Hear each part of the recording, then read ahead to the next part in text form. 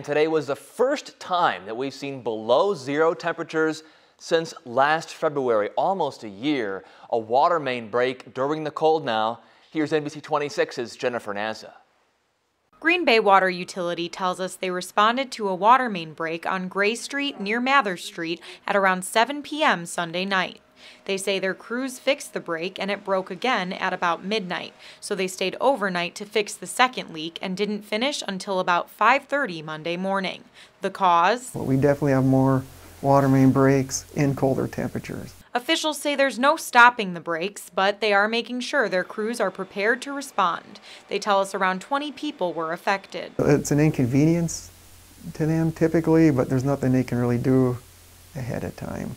And with cold enough temperatures to be affecting utilities, it could affect us as well. Here's some tips on how to stay safe during this winter. Make sure that you're prepared to go outside. I tell my kids this all the time. They leave the house without a coat. So wearing a coat is important. Making sure your face in particular, like ears and nose, are covered. Dr. Matt Nelson, emergency medicine physician at HSHS St. Vincent Hospital, tells us his main concern in the winter is hypothermia. He says it mostly affects the elderly and the young. Dr. Nelson tells us the other common conditions he's seen during the winter include frostbite and dehydration. He recommends to avoid spending a lot of time outside, but here's what you do if you have to brave the bitter cold. I'd say every hour you need to warm up for at least 15 minutes to get yourself warm. Drink some warm liquids to warm your insides. Eat something too, that's important too. Some other tips Dr. Nelson gives for how to stay safe in the cold are dress warm by adequately layering up, use hand and feet warmers to avoid frostbite, stay hydrated, avoid alcohol if you're spending time outside, and if you're traveling, make sure to have an emergency kit and equipment like a warm blanket. Just like the pipes, the freezing cold temperatures affects our bodies. Keeping you connected, Jennifer Naza, NBC 26. More local news now, and every year along I-41 there are hundreds of crashes. So now leaders in the Fox Valley are looking into making changes to a stretch of the freeway.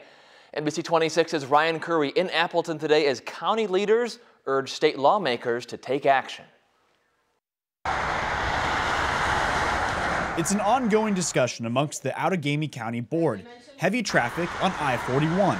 It's almost like a Packer game day every day. Today, the County Board of Supervisors hosting members of state legislature presenting various issues from the county to the state level. One of them being whether or not to add more lanes to Interstate 41 from State Highway 15 to Sharing Road. Right now, that stretch of road only has 2 lanes for each side. But since it is a state-funded highway, legislature must approve a plan to let the Department of Transportation work on the roads. And we just started talking about that with the DOT, and they can't do anything until the legislators enumerate it. Dean Steingraber is the highway commissioner with Outagamie County. He says expanding the freeway could potentially reduce traffic and the amount of accidents happening on the interstate. I have kids that are just starting to drive and have been driving. We tell them to try to avoid, and that shouldn't be. In a study done from the Outagamie County Board, it showed there was an average of nearly 300 crashes for every year since 2015. Steingraber says he fears those numbers could rise, which is why he wants legislature to act now. Enumerate it as soon as possible so that the real thorough studying, engineering, putting drawings together can get going. Now, Steingraber says the next possible step for a possible freeway expansion will come from the state legislature in their budget plans for 2019. If they approve such plans, then the Department of Transportation will come out to Appleton to survey the roads to see if it actually does need more lanes and if those more lanes will help public safety. Keeping you connected in Appleton, I'm Ryan Curry for NBC 26. And on this holiday, a celebration of Dr. Martin Luther King Jr.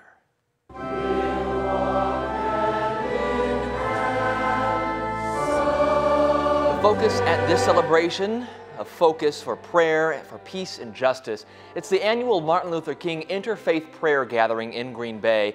We talked to organizers about how to celebrate Dr. King. I think he'd be happy that we make this effort every year and lift up his words every year and lift up a prayer for freedom for people. The service featuring a reflection by the executive director of the Greater Green Bay Area YWCA. When we roll on here on this Monday night, a celebration of gratitude for Jamie Claus's safe return. We'll show you how her friends and family say thank you. And later, Cameron continues to track the snow and the cold weather. He shows us what's on the way next. And now, your Storm Shield forecast with NBC 26 Chief Meteorologist Cameron Moreland. It was a frigid morning across the state of Wisconsin. Land O'Lakes got down to 30 degrees below zero. That's without the wind chill. Cribbets hit 19 below. Up and down the Fox Valley, temperatures range from 3 below in Green Bay to 8 below in Appleton, giving us our first sub-zero low temperature of the winter and the fourth latest first negative low on record. But what we saw this morning is just a sign of things to come. Here's a look at the next 7 days. We'll see mid-20s tomorrow and Wednesday, lower to mid-teens on Thursday. On Friday and Saturday, afternoon high temperatures will struggle to hit zero, and I think some of us just won't make it. Right now, we are looking at temperatures that range from the lower teens in Anago to the lower 20s in Kewaunee and Green Bay, where it's currently 22 degrees with overcast skies and southeast winds at 10 to 15 miles per hour. In downtown Appleton, it's a little bit cooler. The temperature is 18. We had some lake effect snow showers and flurries earlier today. Work in from Lake Michigan, heading off to the north and west. Some spots picked up 1 to 3 inches.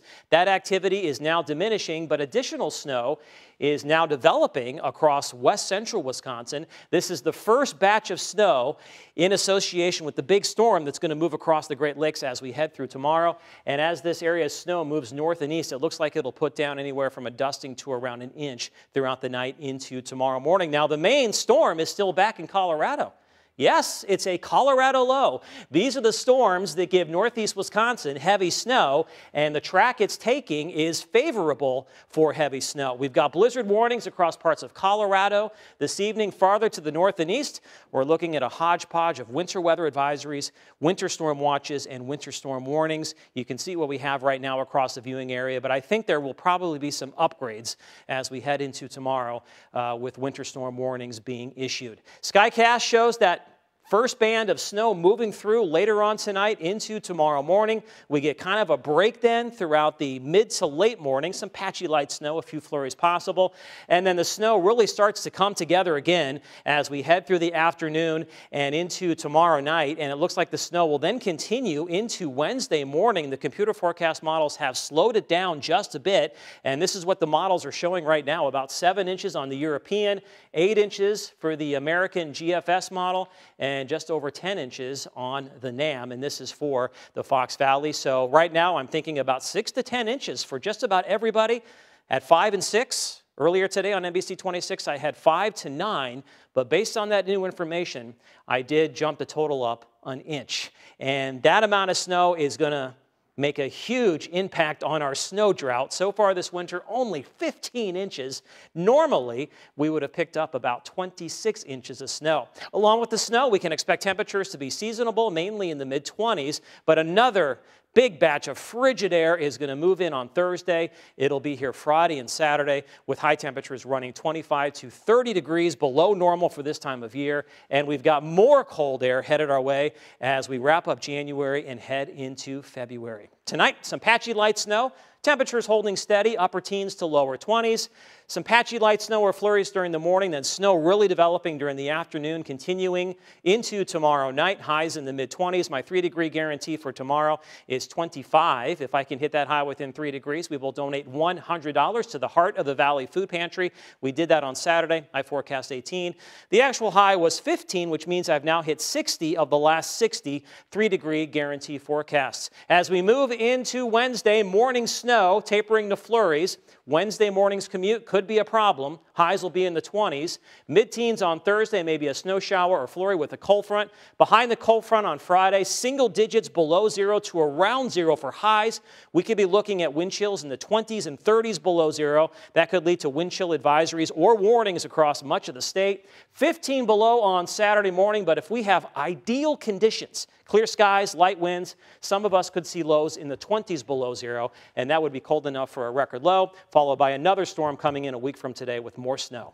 And so you upped the storm totals for this case because it's going to be moving slower than we previously thought? A little bit slower. Earlier today, I was going between 4 to 8 and 6 to 10. I decided to go right down the middle at 5 to 9.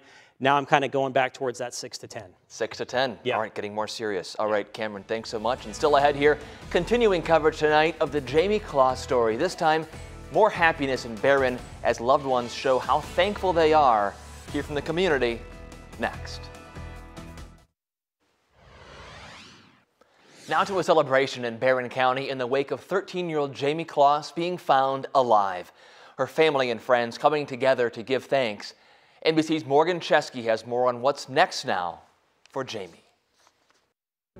At St. Peter's Catholic Church, it was the prayer many thought they'd never say. We pray in gratitude, Almighty God, for the gift of our friends.